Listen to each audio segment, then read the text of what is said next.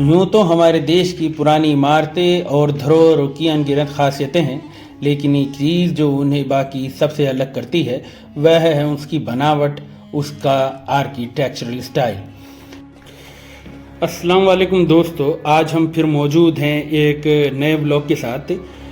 पिछले ही ब्लॉग को आगे कंटिन्यू करते हुए चांदनी चौक पर एक और ख़ास मॉन्यूमेंट मौजूद है जिसे कहते हैं फतेहपुरी मस्जिद। आइए इसे देखते हैं।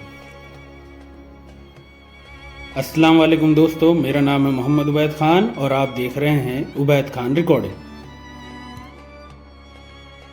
कितने शासक आए और कितने गए, लेकिन कुछ नहीं गया तो वो है वहाँ की इमारतों की अनूठी वास्तुकला और उनकी बनावट।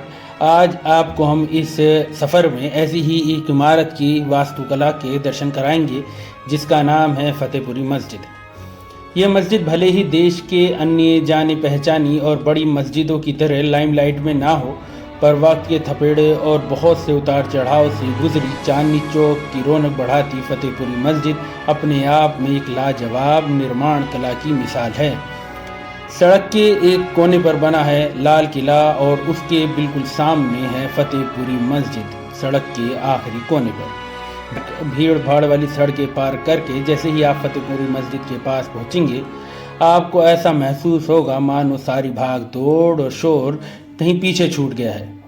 तकरीबन 400 साल पुरानी ये मस्जिद अपने अंदर ना जाने कितने शासकों का इतिहास समेटे हुए है, जो इसे और भी अधिक महत्वपूर्ण बना देता है।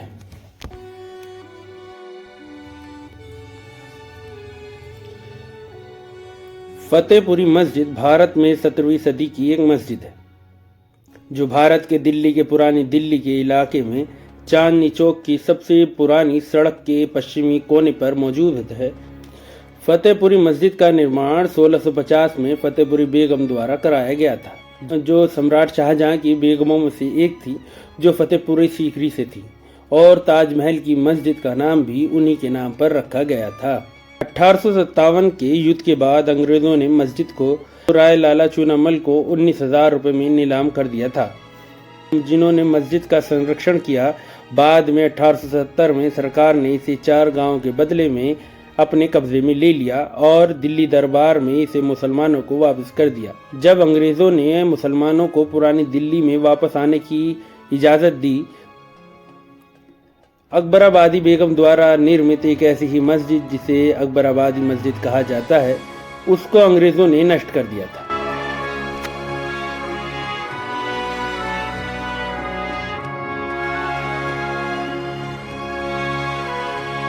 फतेहपुरी मस्जिद का निर्माण भी दिल्ली के लाल किले और जाम मस्जिद की तरह लाल बलुआ पत्थर से किया गया है, और इसकी खूबसूरती को बढ़ाने के लिए इसमें सफ़ेद संगमरमर का इस्तेमाल बड़ी खूबसूरती से किया गया है। मस्जिद को पारंपरिक डिज़ाइन में बनाया गया है, जैसे मस्जिद में एक इबादत का कमरा है जिसे मेहराब वाले खूबसूरत नक्काशी वाले खंभों से कई हिस्सों में बांटा गया है। कमरे के बीच में सामने दीवार पर अरबी ज़बान में आयतें लिखी हुई हैं। मस्जिद में रेनोवेशन का काम चल रहा है, जिससे मस्जिद में पुराने और नए दौर के हिस्से दिखाई देते हैं। मस्जिद एक ऊंचे चबूतरे पर बनी हुई है। मस्जिद के दोनों ओर लाल पत्थर से बने मेहराबदार नक्काशी वाले खंभों से गलियारे बने हुए हैं, जिसमें कमरे भी मौजूद हैं। यहाँ एक मदरसा चलता है जिसमें बच्चों को दीनी और दुनियाई दोनों की तालीम दी जाती है। बाहर से देखने पर मस्जिद के बीच वाला गेट काफ़ी विशाल है। दोनों साइडों में 3-3 गेट हैं, वह छोटे हैं। मस्जिद के दोनों किनारों पर ऊंची ऊंची मीनार बनी है और मस्जिद पर एक गुंबद है। यह दिल्ली की अकेली एक गुंबद वाली ऐतिहासिक मस्जिद है। मस्जिद के बाहर एक विशाल आंगन है जो लाल पत्थरों से बना हुआ है। मस्जिद में एक कुआं भी है जिसमें अब मोटर पंप से पानी निकालकर पानी की ज़रूरत को पूरा किया जाता है। इसके चारों ओर अब जालीदार दीवारें बनाई गई हैं। मस्जिद परिसर के बीच में इस्लामी विद्वानों की 20 से ज़्यादा कब्रें हैं, जैसे हज़रत नानूशाह, मुफ्ती मोहम्मद, मजहर-उल्लाह शाह, मौलाना मोहम्मद आदि की कब्र मस्जिद में मौजूद है, जिसके चारों ओर जालियाँ लगी हुई हैं।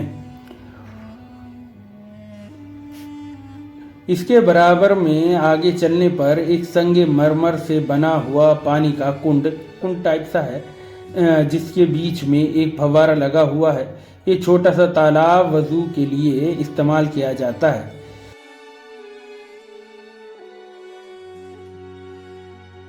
इस मस्जिद के 3 एंट्री गेट हैं।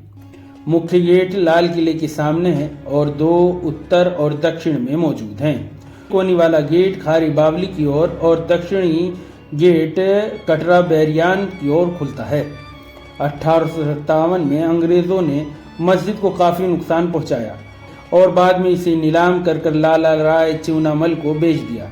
लाला चूनामल कौन थे और इस मस्जिद के इतिहास में उनका क्या योगदान है, यह जानना काफ़ी ज़रूरी है। 1800 के दशक के मध्य में लाला चूनामल पुरानी दिल्ली के चांदनी चौक में रहने वाले एक बहुत अमीर व्यक्ति थे। उनका परिवार पंजाबी व्यापारियों की खत्री जाति से आता था। 1857 के भारतीय विद्रोह के दौरान लाला चूनामल दिल्ली के सबसे धनी व्यक्तियों में से एक के रूप में उभरे, जिन्होंने ये भली भांति समझ लिया था कि हवा की दिशा किस ओर बह रही है, और उन्होंने अंग्रेज़ों को खाने पीने की सामग्री की आपूर्ति करके बहुत अधिक धन कमाया था। उन्होंने खुद बहादुर शाह जफर के ऋण के आग्रह को भी अस्वीकार कर दिया था। सम्राट को मना करने के बाद उसने पहले अपनी ज़्यादातर संपत्ति गुप्त रूप से शहर से बाहर भेजने के बाद रातों रात शहर छोड़ दिया था।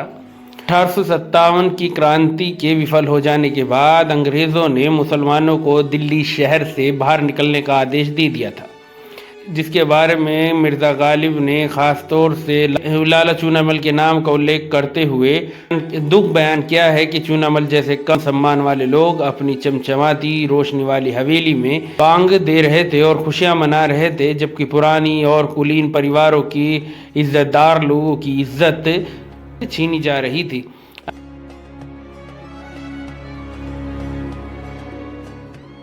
हालांकि व्यापारी को आदमी के बारे में कवि के अनुमान को गलत साबित करना था। इस वक्त के दौरान लाला चूनामल ने जो संपत्तियां कमाई थी, फतेहपुरी मस्जिद भी शामिल थी, जो मुगल सम्राट शाहजहां की बेगम ने बनवाई थी और पुरानी दिल्ली में चूनामल की हवेली के पास थी। 1857 में मुसलमानों को शहर से बाहर निकालने के बाद मस्जिद को गैर ज़रूरी मान लिया गया और अंग्रेज़ों ने इसे इस इरादे से नीलाम किया कि इसे गिराकर इस जगह पर मकान और दुकानों को बनाया जाएगा। लाला चूनामल ने नीलामी में इस मस्जिद को ख़रीद लिया। उन्होंने इसके लिए बहुत बड़ी रकम उस दौर में 19,000 रुपये दिए थे। लाला चूनामल एक हिंदू, एक रूढ़िवादी उच्च जाति के परिवार से संबंधित थे।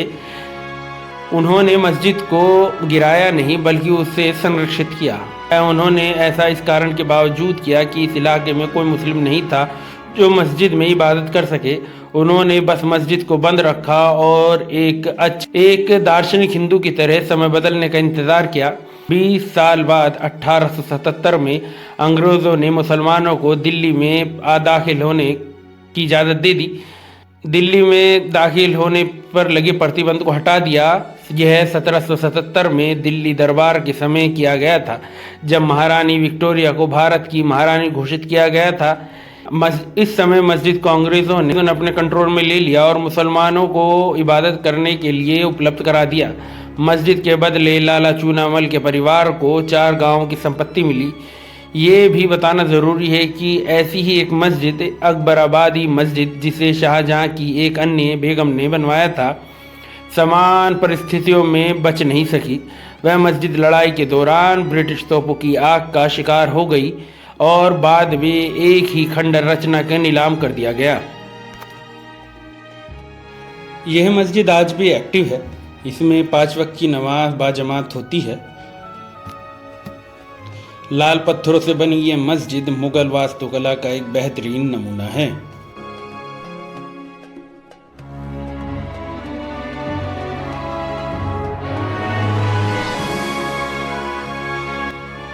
फतेहपुरी मस्जिद के बाहर निकलने पर एक बड़ा विशाल बाजार दिखाई देता है, जहां सूखे मेवे और दालें, मुरब्बे आदि चीज़ें मिलती हैं। फतेहपुरी मस्जिद पुराने शहर की अंधी भीड़ के बीच शांति और सुकून का एक बुलबुला है। यहाँ जहाँ व्यापारी, मजदूर, पर्यटक और निवासी जगह और रास्ते के अधिकार के लिए संघर्ष करते हैं, पुरानी दिल्ली एक सीमा के बाद आपकी नसों पर हावी हो सकती है। और ऐसे समय में सबसे अच्छी चीज़ जो आप कर सकते हैं वह है मस्जिद में चलना, होश पर अपनी थकान दूर करना और जब तक आप चाहें मेहराब के नीचे शांति से बैठना। मस्जिद के अंदर से आप बाहर की हलचल देख सकते हैं और इससे होने वाला सुकून महसूस कर सकते हैं। मस्जिद देखने के लिए सबसे अच्छा समय सुबह का है, जब यहाँ भीड़ भाड़ कम होती है। आइए और इस जगह का विजिट कीजिए। आज का ब्लॉग हम यहीं ख़त्म करते हैं। उम्मीद करते हैं आपको ये पसंद आया होगा, और अगर आपको ये पसंद आया प्लीज़ चैनल को लाइक करें, सब्सक्राइब करें और हमारी प्लेलिस्ट में और वीडियो को भी देखें। वीडियो यहीं ख़त्म करते हैं। शब बख़ैर।